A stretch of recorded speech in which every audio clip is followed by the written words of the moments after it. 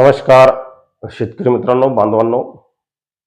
आज 27 जून 2026 शनिवार. मित्रांनो, 2 दिवस थांबा. सोमवारपासून राज्यातील पावसाचा जोर वाढत आहे.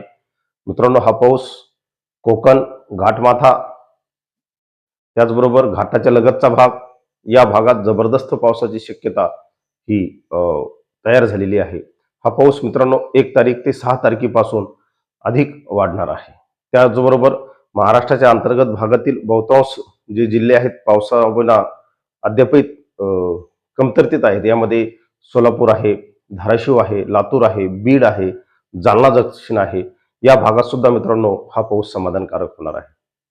मित्रांनो, अहिल्यानगरमध्ये पश्चिम भागात सुद्धा समाधानकारक पाऊस होणार आहे. अहिल्यानगरच्या बहुतांश भागात अद्यापही समाधानकारक पाऊस नाही.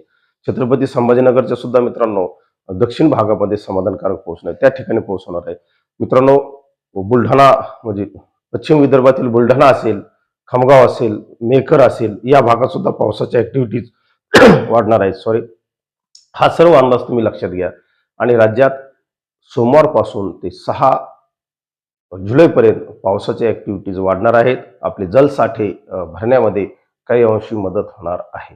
परंतु मित्रांनो, हे अल निनोचं वर्ष असल्या कारणानं पावसाच्या वितरणामध्ये कमालीचा असंतुलन, कमालीची विषमता आपल्याला दिसून येते. आणि हाच अल निनोचा एक प्रकारे परिणाम असतो. कुठे ढगफुटी, कुठे अवर्षण, कुठे महापूर, तर कुठे अद्याप पेरणीयोग्य पाऊस नाही. तर हे सर्व अल निनोचे परिणाम आहेत. मित्रांनो,